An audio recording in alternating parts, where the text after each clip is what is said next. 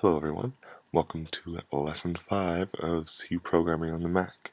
In this tutorial, I'm going to be covering variables, those things that you learnt in 4th, 5th, 6th, something grade. If you haven't learned about variables, you're probably what's known as a kindergarten dropout, or you just weren't paying attention or something while you went through all your courses. I don't know what the heck happened to you. Anyway, nonetheless, if you're in 2nd grade maybe, then all is good. I can probably still teach you everything you need to know about variables in C. And second part is the printf statement, putting variables into that and actually printing the values into the console. Okay, so let's get started. So if you've watched my previous videos, which I highly recommend before watching this one, you would have heard me say that int stands for integer, probably, and if not, I'm just telling you now. So, an integer in math or common sense is int is integer, and integer is a whole number. So anything without a decimal, basically. So -3, 0, 4, all those are integers, and decimal would be something else. So in math, you'd say something like x equals, and then, I don't know, 6. And you'd say, alright, so x equals 6. All is good. Yeah, wish we could do that in programming, but it doesn't exactly work that way. It's not much harder, but you have to specify what type it is. So you have to say, oh, okay, we're going to have a type int variable. You can't, basically, if it's going to be a whole number, you have to say it's an int. If it's going to have a decimal, you can't. So to start, we're going to say int. That's going to be what our start is. And then we can make any name we want, as long as it's not a reserved word, aka these words in pink right here. So return, integer, and there'll be other ones you learn later.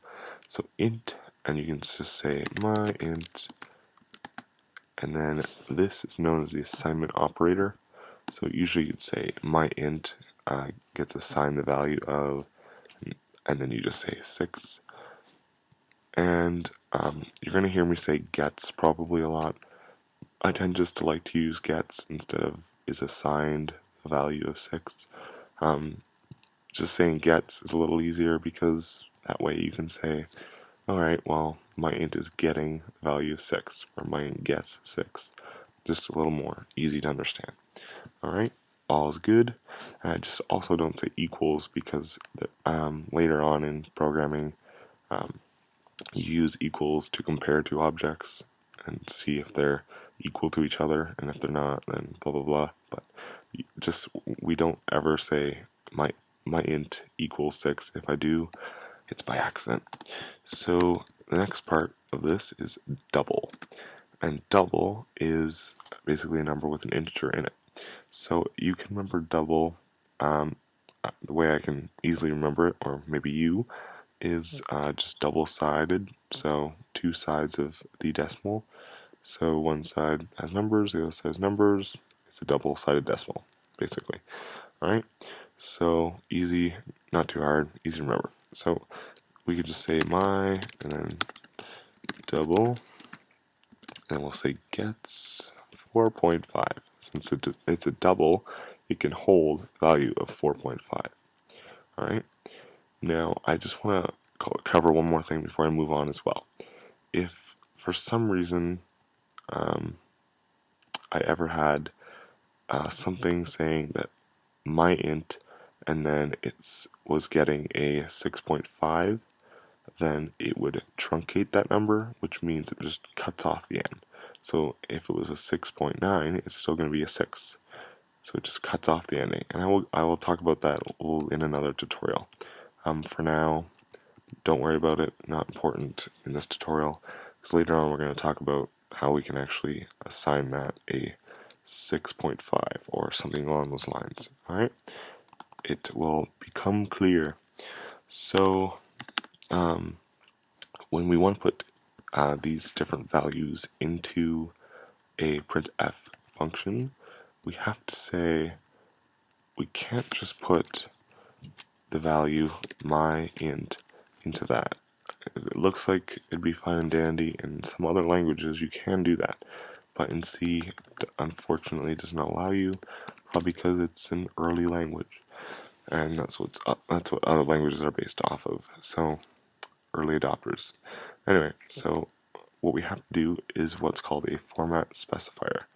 So you can say percent, and then you just say, for integers, you have to say %i or %d.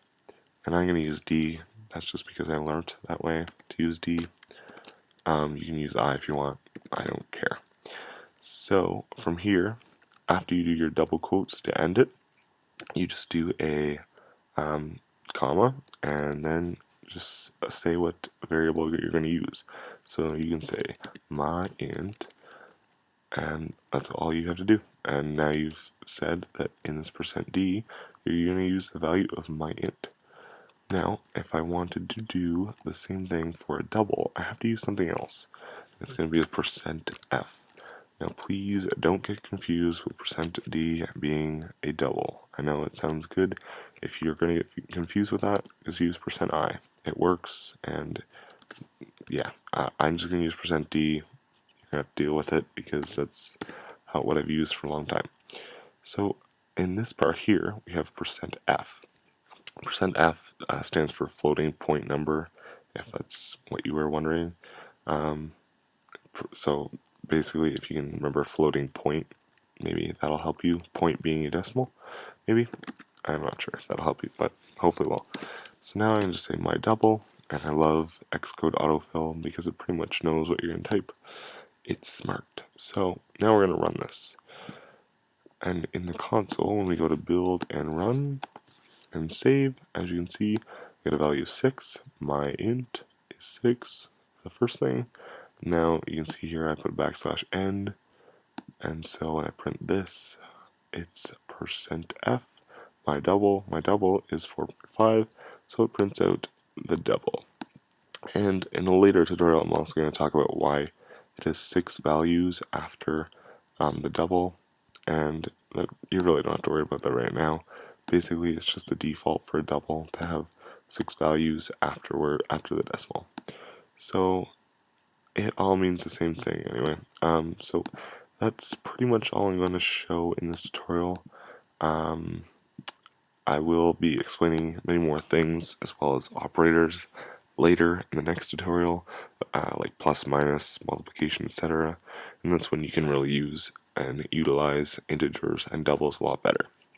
It gets a little confusing then, so I suggest, not really confusing, but I just suggest that you understand this well enough and understand the terms like %f and %d well enough that you can move on to the next tutorial when I make it and have no problems at all.